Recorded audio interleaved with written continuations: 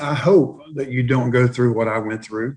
But let me say this, you will go through some type of life-changing, game-changing adversity sooner or later. It's going to happen. And I think that the more that we read and study and learn from other people and how they dealt with it, the better we are. Hey friends, it's Steve. If I offered to write a client getting book for you in just 60 days, would you take me up on it? I've recorded a 15-minute video showing you our magnetic author method and explaining how it all works. It's up now at magneticauthor.co/video. Welcome to the Unstoppable CEO podcast. And this is actually a joint episode of our podcast and the Advisor Inner Circle podcast and John H. Curry's Secure Retirement podcast. And John, good to see you. Welcome back. I'm excited to do this because it's been almost 6 months since we've had the opportunity to do this. And I think maybe the way we want to start out is let you just give everybody a little bit of an update for what's been going on in your life. And then we're going to kind of take it from there. Well, first of all, it's good to see you again via podcasting. And hello, everyone. What Steve is alluding to is I had some drama in my world starting on February 25th. I remember the date very well because it's my father's birthday. And I was with a friend having some pizza and a drink. And on the way home, I had a very, very sharp pain in my right leg. And I take that very seriously due to having some aneurysm repairs and stents installed in both legs in 2019. So I got in to see the vascular surgeon on Friday morning, the 26th of February, and also scheduled a time to go see a surgeon over at Tallahassee Orthopedic Center. Long story short, I'll give you this Cliff Notes version, and then I'm sure some of this will come out as we're talking today. I ended up going into the emergency room on March 11th, and they did bypass surgery to bypass the stent. That did not work. So on Sunday, March 14th, my doctor's partner came in to see me, and I had met her. She said, "I have bad news. We have to amputate." And I'm thinking, my foot? She says, "No, your leg above the knee." And I said, "Okay, why?" She said, "Because the poisoning that's going on is coming up your leg rapidly. We've been monitoring it for 3 days. And if it gets to your kidneys, it will kill you almost instantly." I said, "Okay, when do we do surgery?" And she says, "As soon as I can get you into the OR, about an hour." I said, "Okay, you got things to do. I got people to call. Let's get it done." And I'll let that be kind of the opening. And as usual, we've not rehearsed this, so I don't know where we're going, Steve, because I don't know what you're going to ask, but here we are. For everybody that's listening, I'm sure they've probably just had the same shock that I had that day that you called me. Yeah, because you're one of the very few people that got the call. You did, yeah. And in fact, it went to my voicemail at the time, and I was driving my daughter back to college. And so I didn't hear it for maybe about an hour or so. And I called you back and didn't get you. And I know we kind of went back and forth a little bit there. But on hearing that, I can tell you my own reaction was just utter and complete shock and sadness, really. Kind of thinking about, here you are, my close friend who's got to go through this, and the shock that you must have been feeling in that moment. And one of the things that I think we're going to get to today is talking about adversity, and you and I are sitting here now with the benefit of knowing what the whole story was, right? Or what's happened over the last 5 months or so, 4 or 5 months since. I'll tell you just from my observation, it's been a very challenging journey, but in some ways a very fruitful journey for you. From my outside perspective, but I just want to give everybody who's listening just a moment to kind of let it sink in what you just said, because we've had time to process. So you got that news. You really didn't have time to think much about it. I learned from talking with you after the surgery that you were at peace and sort of accepting it That's the way you described it. Tell me a little bit about that.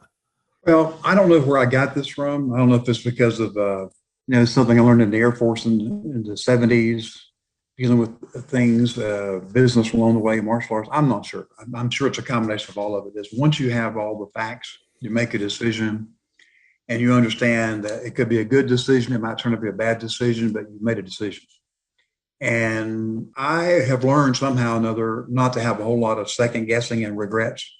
Some things I'll second guess myself back and forth, but it's usually little nitpicky things. But the big things, my friend Lee Harrison's always said, if the building's on fire, John Curry is the guy to go to because he's going to be the most calm guy. He's going to say, well, I suggest you put the fire out then. And he'll be cool as a cucumber. But little things like headsets will bug him. Throw them across the room, things like that. Right, Steve? That may have happened before we started recording. There's a pair of dead headsets against the wall. I see them on the floor. I know it happened. Yeah. But little things do that. But it seems like I have the ability to just accept it. I don't have to like it, but I've learned to, okay, what can I do about it? And in this case, because I've had several people ask me, especially medical folks, say, well, how were you able to make that decision so quickly? I said, well, the key words were, it could and will kill you. Death is pretty damn permanent.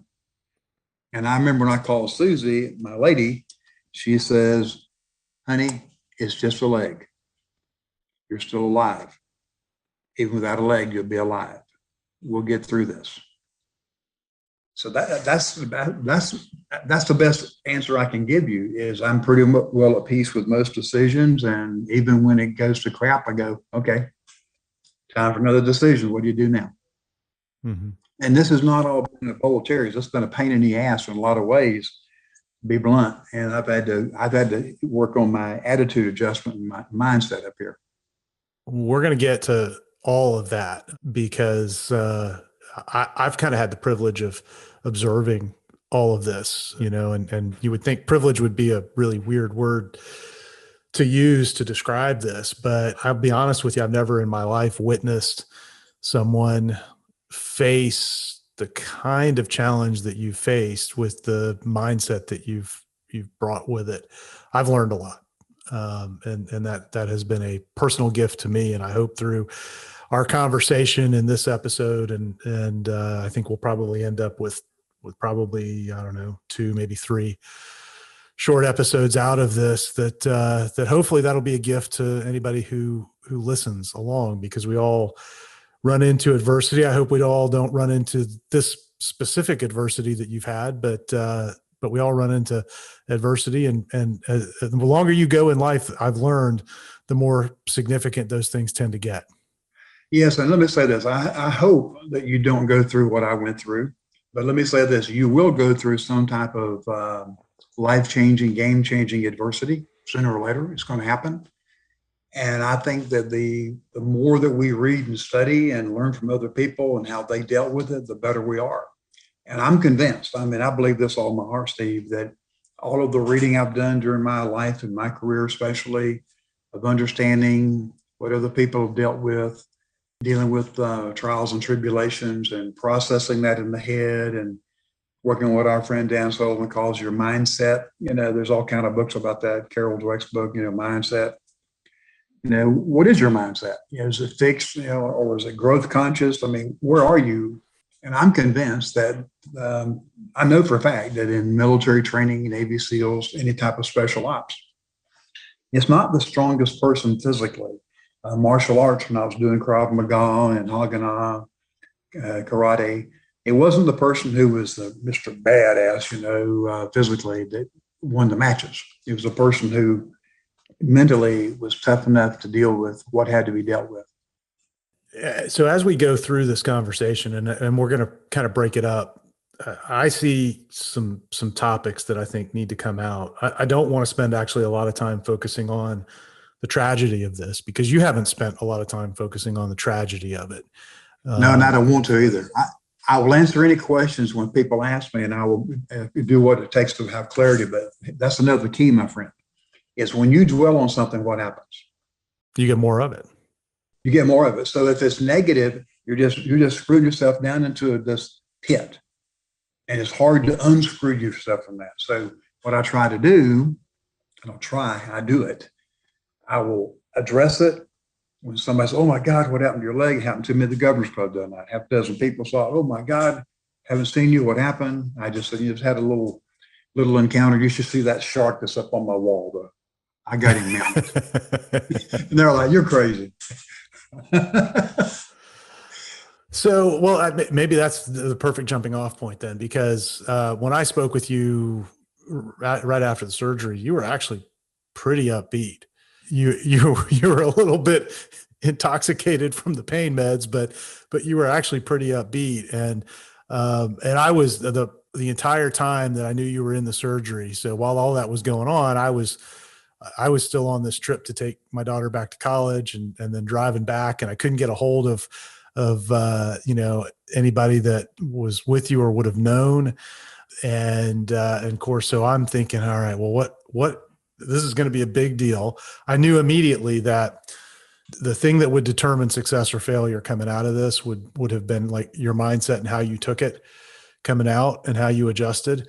And I'll be honest, I was really worried for that, because I don't know how I would have responded. I still don't know how I might respond to something like this. I know how I'd like to think I would, but knowing how you'd like to respond and how you actually do, I think are two very different things. And so going from being worried about that to then talking with you and going, all right, within 5 minutes, I knew you had this. And that all comes down to mindset. So talk a little bit about how coming kind of right out of that surgery, and I'm going to say first surgery, because there's more to the story as we get into it. And I don't want to get into that yet. I want to kind of tease that a little bit. But coming out of that first surgery, what was it that you kind of latched onto and focused on that got you moving forward? Because I think for anybody that's facing adversity, it's like you got to flip that switch. The first thing was knowing that a lot of people out there were sending their thoughts and prayers, number one, and acknowledging that and accepting it and saying, "Wow, thank you." And number two was I started feeding my mind with as much positive stuff as I could. So I had a couple of books with me, so I just continued to read when I was awake. I slept a lot because of the medications for the first 2 or 3 days, really. But it was a combination of gratitude that I was alive. I'll admit there was a little bit of frustration and a little bit of anger, like, okay, why did I have to lose my leg? But I didn't allow myself to dwell on it. Just kind of, okay. And Susie helped me a lot with that, in the sense of, she'd say things like, "Honey, it's just your leg. You're still alive. We're going to get through this." So it's the positive encouragement, and then people around me. The medical team, the doctors, the nurses, the technicians were all very encouraging. We talk about building a team around you in different parts of your life. Those people were very important part of my healing. And I've always been very nice and pleasant to people who were serving me in any way, whether it be wait staff at a restaurant. And people say, why do you need to know the person's name? Or if they tell you their name, why do you tell them your name? Because they're human beings. They're not robots, dude. And I can still tell you some of the nurses now. You alluded to second surgery, and I went back into the rehab the second time. It was like everybody in the hallway was like, "Oh my God, Mr. Curry's back." I mean, it was like running over, what happened? What happened? Why are you here? Good to see you again, but what's wrong? What's wrong? But that's a lot of it, Steve. It was just taking and part of it was the practical side of me says, "Okay, what the hell am I going to do about it?" I look down now, leg's gone. From above the knee down, it's not there. And right now, I was telling you earlier, it's like my foot is asleep. My right foot feels like it's absolutely numb and asleep, the way your foot would go to sleep. And that's the nerve issue. I've had a lot of pain since the amputation, but first few days I did. But it's just an acceptance. I would say acceptance and gratitude. And then it's okay. Time to get with it. What can I do to improve it? So listen to the folks in rehab, and we do this and don't do that. And your point earlier about we were kidding around about me leaving the kitchen counter, going to to the wheelchair without falling and busting my face, because the tendency is just to hop off this chair and just go get a cup of coffee. Well, you don't hop when you do that when you got one leg, because the other leg, and I've already had 3 falls after the first surgery, and the third one was just because of that. Because I was out at my property with my grandson, I'm coming down the steps, hop down steps just fine. He's got the walker waiting for me, and the right leg goes flip, taking a step, and guess what? I landed on the dirt. Well, and you made the comment earlier today, like, your brain still thinks it's there. Yes. Like you haven't adjusted to the fact that, when you go to step with that leg, that there ain't nothing touching the ground. So 4 months later, the brain still says, hey, foot, do this, foot, do that. And was that right? March, April, May, June. Yeah. We're almost at 4 months. You sort of made this immediate jump to a positive mindset. And, it took you a little while to get, recovered to the point where the pain meds weren't kind of influencing your days dramatically, and kind of where you got into a bit of a routine. But even within the first few days, you were doing things ahead of schedule. And that's been kind of the theme throughout all of this, is that, the doctors or the rehab nurses or whoever would tell you, okay, here's our goal, here's where we want to be. And you would take that and say, all right, well, how do I cut that time in half and double the result? Oh, that's true. And I remember one of the physical therapists said, okay, I have 2 questions for you. When you are in here, what do you want to accomplish? I said, well, I want us to start on time. I will be on time. I will be early. And whatever time I'm allocated, if it's the 30-minute sessions or the 45 minutes, I want to get as much out of that as possible. And it got to the point after the first day, the doctor even said, hey, look, if he wants to come in earlier and do other stuff on the machines, they're let him do it. If there's space, you can't move another patient to accommodate me. But so I would go in there sometimes and have 15 to 30 minutes of doing something before they had time to work on me during my allotted time. But the reason I did that was twofold. One is I wanted to have improvement, but I also wanted something to occupy my mind. Because if you sit around, you suck your thumb, poor little me, poor little me, poor little me, you're going to get a whole lot more of poor little me. But if you're doing something physical, like, they gave me 5-pound dumbbells. Are you kidding me? I used to do 35-pound dumbbells, curls, and do 50-pound dumbbells when I was doing bench presses. And you're going to give me 5-pound dumbbells? And the therapist said, oh, you won't be thinking that way in just a few minutes. You go right ahead. And she was right. After doing about 25 reps of 5 pounds and then repeating that and doing 4 sets of them, so you're doing 100 reps, you go, 5 pounds seems about right until you get your strength back. So I had to accept the fact that there were some things I had to almost like start from the beginning with. But there's a lot to be gained when you're doing physical exercise anyway. I know you're into fitness and go work out, you and your wife, so you understand that. But when you are mentally challenged and physically challenged, what are you going to do? Lie in bed? The second round, I was literally bedridden for 10 days. I wasn't allowed to get out of bed for 10 days. It took a lot of work to overcome that. Well, so let's break down just what we've talked about so far to kind of make it, I think, useful for folks. So yeah, because I don't want to just be hearing my story. Let's talk about how to apply it. Yeah, absolutely. But I think having it in the context of this, it's one thing to talk about this in the context of business, because all of the concepts that I think we'll go through are all ones that you learned and developed over the years through business and through personal development. We hear about these things all the time. It's one thing to apply them in a business situation, but you've actually taken all of these ideas and applied them in a life or death situation. And I believe they've made all the difference as an outside observer. I can tell you for a fact they have. You're correct. And so to me, this is just like evidence. Okay. They've been battle tested. We've talked about a lot of this stuff before, but you've had the opportunity to test it in ways that most people will not. And I think that's worth learning from. So the first thing that jumps out at me is, and you mentioned it before we were talking, the acronym WORM that you learned from Mark Devine, the Navy SEAL. And really you applied that probably almost immediately, whether you knew it or not. So walk us through that acronym, what that stands for. Well, I came up with the acronym to help me remember it, but the W stands for witness the negativity. So what is it you're thinking? Okay, the negative thought. Witness it, because you have to acknowledge it. So witness that, okay, I said that, or I'm thinking that. And then you have to have interdiction or stop the negative thought, okay? And for me, sometimes I'll slap my hands together and, okay, stop that. And then redirect.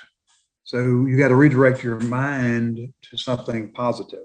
And you and I've kidded around about this. You'll hear me say, looking good, feeling good, I ought to be in Hollywood. Well, I got that from Mark Devine when I went to his classes back in 2016, I think it was, in San Diego. And Mark Devine is a retired Navy SEAL. And he finished number one in his class when he was going through SEAL training. And he is big to tell you that it's all about the mindset. You know, you can be the strongest person in the world. And the name of the book is Unbeatable Mind, that I'd encourage everyone to read, whether you're in business or not. It's my go-to book. I have it in front of me. It's always in my briefcase. And the second one I talked about is Who, Not How. These are always close by. They're either with me personally or they're either in my truck. By the way, remind me to share what happened when I made a comment in the hospital that day when you came to see me. I made a comment about being lazy. You help me remember that? I called you the most productive man in rehab. Well, we'll come back and talk about why you said that because of what was going on that day. And then the M stands for maintain.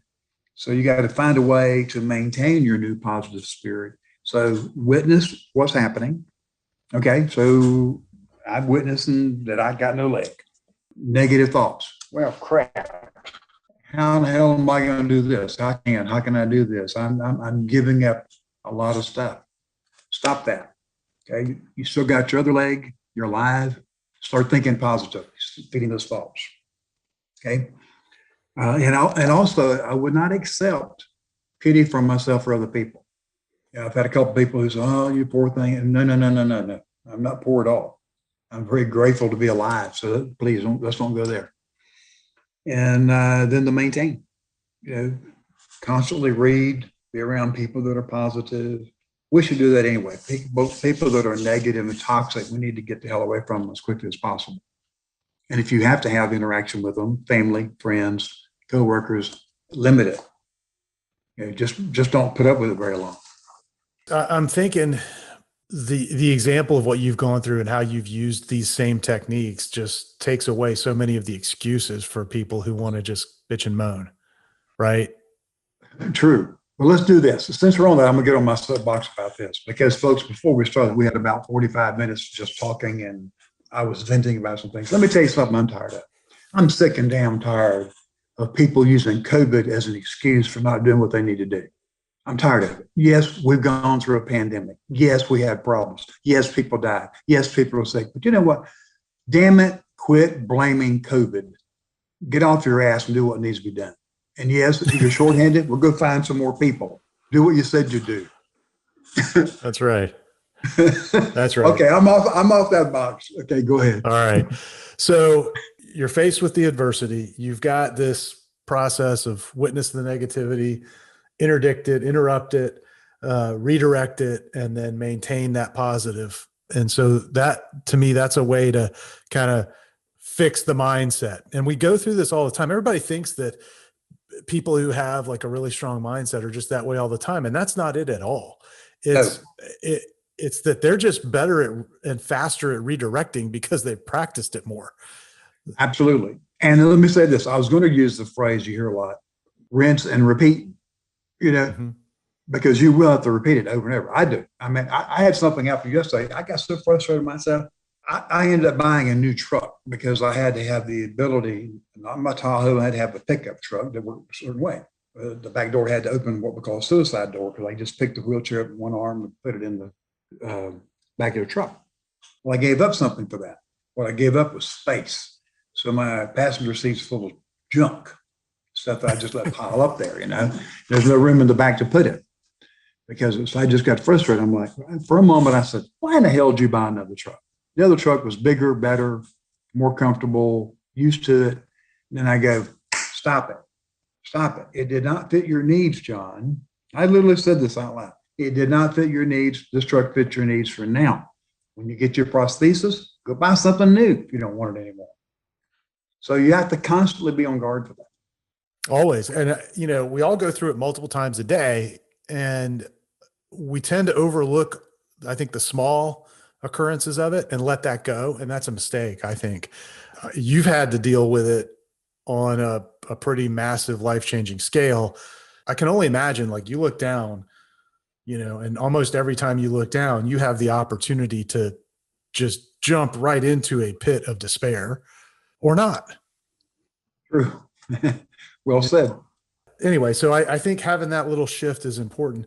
And then the other thing that you kind of touched on there is this, once you've shifted into this positive kind of growth mindset, and I think growth is the way to describe it, you made the decision that, okay, yeah, this has happened, but damn, I still have things I want to accomplish, and right now my number one focus and, my focus has got to be, how do I get my health back? Right. So even a couple of days out of surgery, you're doing things and forging relationships with the medical team and setting these goals for yourself. And then you did it in rehab. And I remember walking into the rehab facility, and you were there the first time, what, 2 weeks?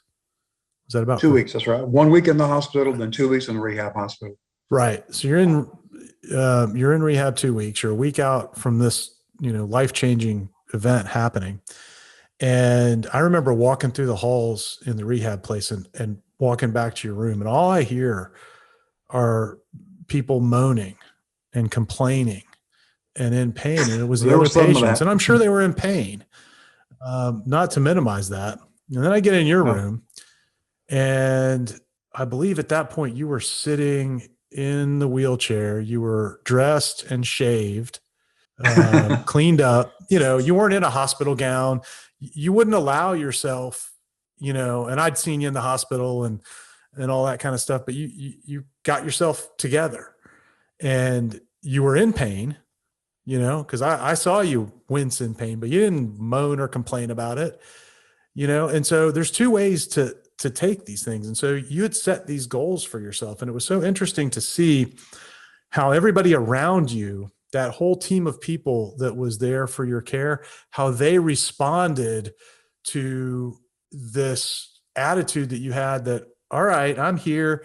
This has happened. I got knocked down, but damn it, I'm going forward. And you had such tremendous support. You were the favorite patient in the hospital. You were the favorite patient. And I heard people tell you this, you were the favorite patient in rehab. And that isn't like a superlative that you're looking to earn, but what it did is you were able to pull resources to you because you were going somewhere, because people want to be part of somebody who's going somewhere, even in that situation. I agree, but let me tell you the biggest thing I got from it. See, if I'm negative, what are they going to be feeling? They're going to feel negativity. So they're going to reflect that negativity back to me. So what I was doing, and I can't say I consciously did it. My style is just, I'm a people person. I've said for years, you want to destroy me? Put me on a desert island. You may as well shoot me and be done with it. Put me around people, I'm good. Now I want my solitude, don't get me wrong. I want some by myself time. But I realized that the people around me, that if they were positive, then I had positive vibes coming back to me. And we'll get into it in a few minutes, but the most important people in my world, to be candid, was my team at work, because they're like family. Those people, they allowed me, and they said over and over, you don't worry about work. You don't worry about business. You don't worry about the clientele. You build a good team. That's why we're here. You just your number one job is to get healed up and take care of yourself so you can come back sooner. Yeah. And we're going to talk, what I want to do with the team stuff, I want to talk about that separately Okay. in the next episode, because there's a lot to break down there as well. But I think just for people, we've been through a lot of stuff in the world, and we're going to continue to go through a lot of stuff. I mean, that it seems to be the human condition, is that there is constant chaos, both on an individual and a societal level. And for anybody to think that what we've been through in the last 18 months is anything unusual, you haven't studied history very much. It's just part of the game. So if that's part of the game, how do we make ourselves resilient and capable to live, and thrive through that and in spite of it? And I think that the two things that we've just touched on, this idea of immediately reframing any negativity, as hard as that can be, it's not denying the negativity, but it's reframing your and recalibrating your reaction to it. And then once you've done that, sort of creating this growth trajectory that you're on, because that is now going to attract to you all of the resources and the people that you need to get to that goal. And that's the who, not how, the book that you held up there. I mean, that's a great description of it. But anyway, those are my kind of two takeaways from what we've covered so far. I think one of the biggest things that happened for me was understanding that no matter where you are in life, there's going to be problems, there's going to be adversity.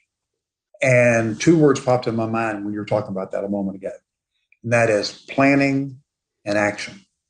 I remember clearly when the surgeon himself asked me, he said, "John, you seem mighty calm for what we're about to do to you." And we had the first surgery. And I said, "Well, Rob, all my legal documents are in place. My life insurance is in place. Good health insurance, everything's in place. And I've had a chance to talk to my family, people that I love and care about. Yeah, let's do what we got to do. So planning was in place. I'd taken the action to do some things. Now I've done some modifications just this week based on some things on legal documents even. So once you know what needs to be done, get off your butt and go do it. We have all of us, anybody who tells us they don't procrastinate, I say, well, I don't believe it. We all procrastinate about some things.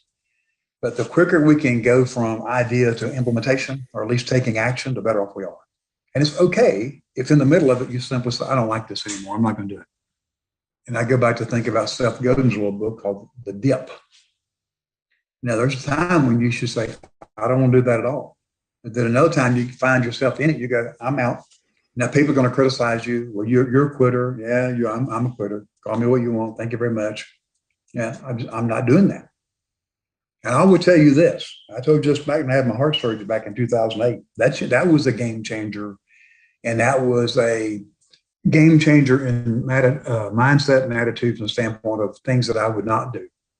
Some things I say I would do. Some things I'd fight to my death over. Some things, you can have it, take it. And this was taking that to a level that even I don't know where it came from. I still don't fully understand some of it myself, but I do know that there are some things that you have to kill me to get me to change it. So other things I'm going to say, screw it, you win. Absolutely. Well, hey, let's wrap this episode, and I want to have one, maybe it ends up being two follow-on conversations, and we'll release these all three 1 week after another in all the podcasts, just so you don't have to wait too long in between them. So I want to talk about team and how you've built your business in a way that has made this possible, because a lot of businesses would have failed had they experienced what you've experienced here over the last 4 months. And you've created something that could continue really without you, and kind of actually keep growing while you're not there, which is, I think, an amazing story. And I think something that all the entrepreneurs listening to need to hear. And I think because we're releasing this on all three podcasts, I also think all your clients need to hear it because they need to understand what you've created to take care of them. Let me set the stage for that then, because here's what happened. I was asked a question one day years ago, and then I asked it of myself, okay, how will I prepare for retirement? What will keep me from retiring? And I have this beautiful clientele that I have built since 1975. So I said, okay, I need to make sure, I have to know that I've done everything in my power to make sure that in the event of my total disability, so I'm incapacitated, stroke, heart attack, whatever, or I die, or I choose to retire. I had to know, I didn't have to think, I had to know that my clientele were taken care of. And once I had that in place, life would be good. So I started working on that. And I was very fortunate to build a team around me starting 7 years ago, well, long before then, but the key partner now is April Schoen, and I'll talk about how that happened and where we went and what we did. And instead of just being the John Curry show, build a team of loving, caring professionals. So we'll come back and touch on that. But the three things were making sure if I chose to retire, or if I became incapacitated, or if I died, that people were taken care of. Absolutely. So I want to touch on that, and I want to touch on productivity, because you've been, as I called you, you were the most productive man in rehab, and the things that you actually got done in the outside world, most people wouldn't have been that productive had they been in the office. So I want to touch on that a little bit and kind of talk through that. So folks, we'll be back with a continuation of this conversation. And I hope you found this helpful. We would love to hear your feedback. If you're watching this on YouTube, leave us a comment below. If you're hearing this on the podcast and this has been helpful, send me an email. You can email me directly, steve@unstoppableceo.net. I'll pass on your comment to John and share it with him. But we'd love to know if this is the kind of conversation that you're finding beneficial. All right. I'll see you soon, my friend. Very good. Thanks for listening to the Unstoppable CEO podcast. Help others discover this show. Leave a review and rating on iTunes at unstoppableceo.net/iTunes.